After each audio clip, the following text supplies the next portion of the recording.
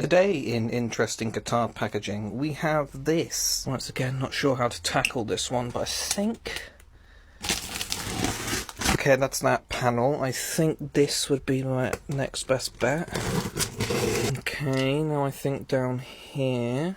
Okay, so that's kind of that out, so I think I should just be able to get it out of the bottom now. They didn't skimp out in the whole bubble wrap department, so that's always good. So here we have it, ladies and gentlemen.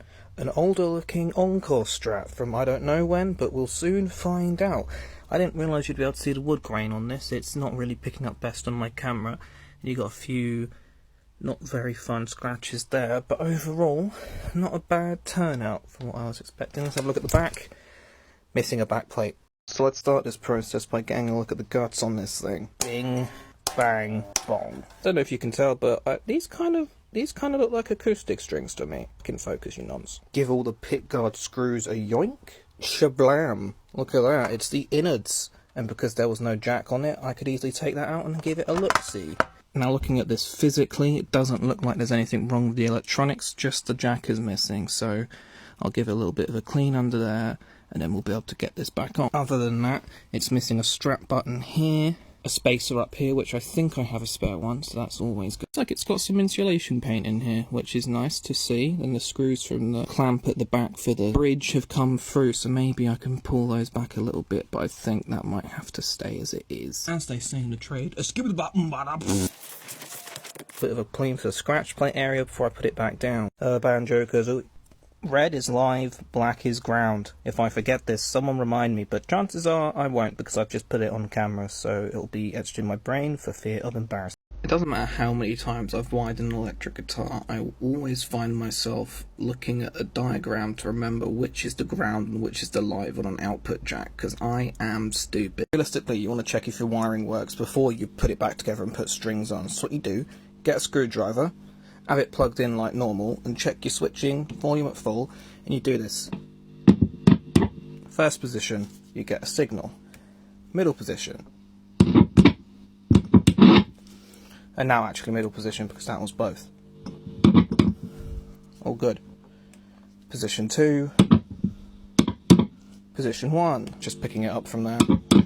Now you see here, kids, this jack plate is just the tiniest bit too wide. So that means I'm going to have to be a very careful and gentle boy and chisel just a tiny bit out at the side. After a minor oopsie, this is now on, and I just want to give a little bit of a clean round here and clean the little nubs up a little bit, but then it'll be looking a little bit more like it's ready and good, yeah? So I've just ordered a strap button for this because it turns out I don't have any spare. But anyway, I'm going to get this thing cleaned up and strung up. I start on the fretboard here, and I'm just going to give it some normal spray, dry it off, and then get some lemon oil on that bastard. So let's get that boy cleaned, and oh my gosh.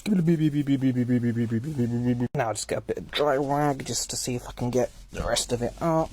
Yeah, but lemon oil is you want to get it upside down and just keep pumping it. Oh look, it's already coming out until it comes out. And you just dab it across the board. Now I'll say this because I'm going to say it every time. You don't want to lemon oil maple fretboards because you will ruin them. Only lemon oil your darker fretboards like this boy right here, because it makes them look nice and pretty versus ruining the finish. Moving to the body, give that pump a couple chumps. Give that chump a couple pumps. Just, oh my god. And then to finish off, use the dry side to buff it out. And then the same on the back, find the wet side and then flip it around to the dry.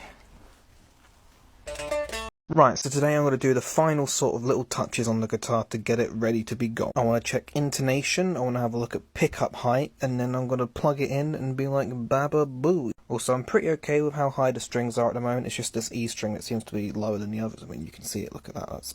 But before I do that, I'm just going to take a bit of tension out of the string, just so it doesn't sharpen too hard and make a snap happen. It's nice and simple. Get your Allen key in, or Allen wrench if you're stinky, and just bring it up, because I want to kind of get it equal to the others, because you don't want it to feel weird and poop. Intonation check, very simple.